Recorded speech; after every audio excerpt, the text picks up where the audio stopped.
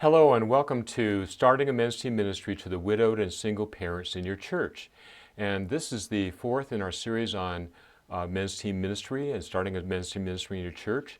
And today we're going to be talking about holding an orientation meeting, forming your teams, and planning your first service day. So let's begin by talking about holding an orientation meeting. First of all, as I mentioned in our last video, you want to be sure and hold your orientation meeting on the same day at the same time as you're going to be holding your service days. And the reason for this is because you want to weed out men who are not going to be able to meet on a particular service day. And this will be one way to do that. Be sure and arrive an hour early so that you have plenty of time to set up and get everything organized. I'd encourage you to avoid serving breakfast and coffee just to keep things simple. You know, when you go to work, you don't get breakfast, and this is work. This is good work. And so we want to encourage the men to be thinking in terms of work, not just sitting around eating a breakfast. And then make sure your AV is working. Again, you might want to check that the night before, just to make sure everything is going and working in tip-top shape. And then set up a table at the back of the room or maybe outside the front door of the room.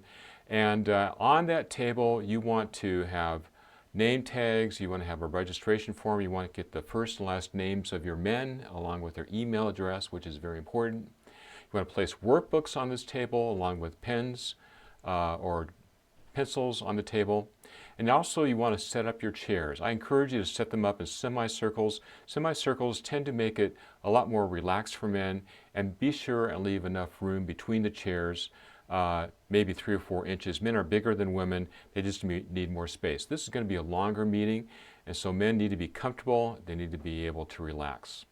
And be sure and start on time. I'm a real stickler for starting on time. You know, if you start late because you want to wait for men to show up, you're rewarding the late guys and you're penalizing the guys who are there early or on time. And so just go ahead and start on time. Send a message to the men who are late. We do things by starting on time. Okay, whoever's emceeing the meeting needs to open up in a word of prayer, welcome them to the orientation meeting, explain a little bit about what the ministry is about, and then introduce the video. Now, the video is very important.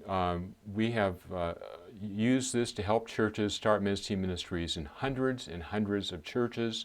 It's been very effective, and our desire is to make it as easy and as simple as possible for you to start a men's team ministry in your church. So go ahead and play the video. There's a place for a 10-minute break in the video. And the 10-minute break is important because at that point, what you're going to do is you're going to ask your men to make a decision whether or not they want to participate in the ministry. Up to this point, it's been an informational meeting. And so the men are learning about the ministry. And now what you want to do is ask your men to decide whether they want to be a part of it. And during the break, you're going to invite men who are not going to be a part of the ministry to go ahead and leave. And you want to invite the men who are staying to form teams. We're going to talk a little bit more about how they go about forming those teams, but they're going to form their teams during the break. And then you want to, at the end of the break, you want to form your teams and you want to pass out your background check permission forms. Background check permissions are very important. Most churches do background checks for people who are working with their youth or children. This is a ministry where we are sending men into the homes of vulnerable people, widows, young single moms. And so it's important that churches do background checks on everyone who is participating in this ministry. And then you want to collect your team forms and your background check permissions from your men. It's very important that you get all of this information from your men. And then you want to finish the rest of the DVD. And this is where we go through some practical aspects of the ministry. We talk about safety issues and other things that are involved in the ministry. So you want to finish that DVD, and then you want to announce at the very end of the meeting, you want to announce your first service day. And you want to explain the difference between your first service day and your regular service days. Now, what you want to explain is that the first service day is a get-to-know-you time. It's a time when the men are going to be sharing who they are with their care receiver. The care receiver is giving a little bit about her background. You do a walkthrough with the care receiver in the home. They walk through the home, they walk around the grounds, look for potential projects, and then they list those projects and then prioritize those projects with their care receiver. So they're not so much doing a lot of work during that first service day. They're primarily just getting to know each other and making plans for future service days. Okay, so let's talk about forming teams. And the first thing you want to do is you want to ask your men to find 3 other men. This is during the break. You want to ask your men to find 3 other men. These could be men that they know. These could be men that they don't know. It really doesn't matter who is on what team. You don't need to obsess about, for example, getting a contractor on each team. And the reason why is because as projects come up, if a person doesn't have somebody on their team with that, or if a team doesn't have someone with a particular skill that they need, they can always borrow somebody from another team. So it's not really important how your teams are formed. You don't need to devote a whole lot of time or thought to that. And then if they don't know anybody in the room, just tell them to find somebody or 3 people that they don't know, and that way they'll make 3 good friends, because they are going to become good friends over the years that they're on this team. And then have each team choose a team caller, explain what the team caller does. The team caller calls the care receiver, finds out what project needs to be done, and then calls his men and explains the project to them.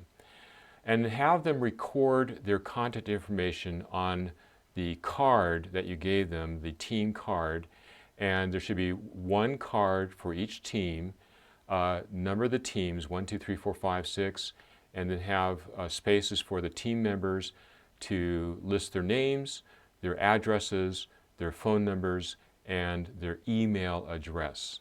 And then be sure you have your men hand in their team forms along with their background check permissions.